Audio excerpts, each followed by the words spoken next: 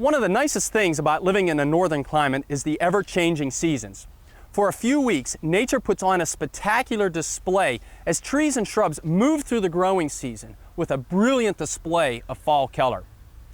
Chlorophyll, the green pigment that gives leaves their green color, start to fade away as fall approaches, and this allows the ever-present golden and yellow pigments to finally show through.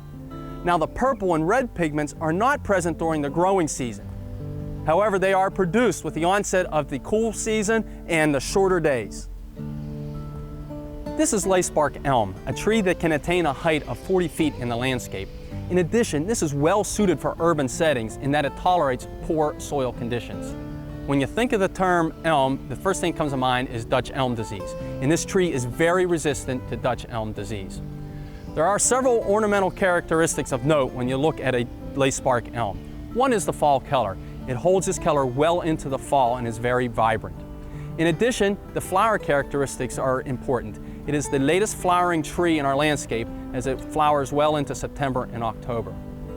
Another ornamental aspect to the Lacebark elm is the bark. As the tree matures, it becomes mottled in grays, greens, and oranges, and it adds an interest to your landscape. This is Boston ivy, a plant that can attain a height of 40 to 50 feet. This does well in very poor soil conditions and will tolerate full sun or full shade, and also tolerate windy exposed sites. This is a fast-growing vine that will crawl over anything with the use of its tendrils and adhesive tips at the end. In addition, it has a very vibrant fall color that sticks around for several weeks. As the leaves fall, it exposes these bluish berries that are now effectively displayed. This is Virginia Sweetspire, a native shrub that attains a height of 3 to 5 feet. Now, if the growth is left unchecked, it will form rather large colonies.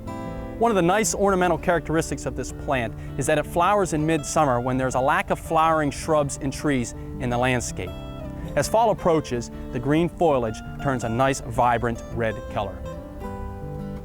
This is Oakleaf Hydrangea, a native shrub that can attain a height of 4 to 6 feet. It does prefer moist soils, but can be situated in full sun or partial shade, and is typically used in shrub borders or mass plantings.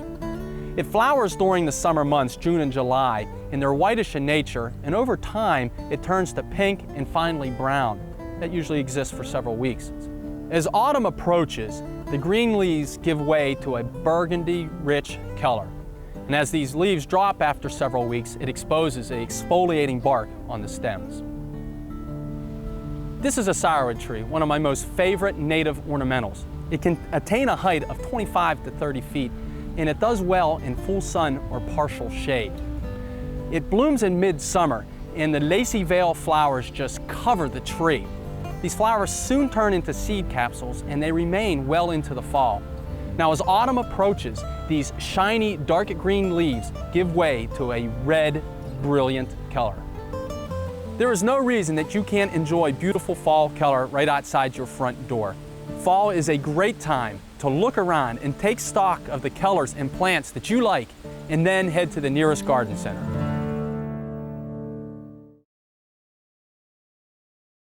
A copy of the program you've just seen can be purchased through Penn State Media Sales at mediasales.psu.edu or by calling 800-770-2111.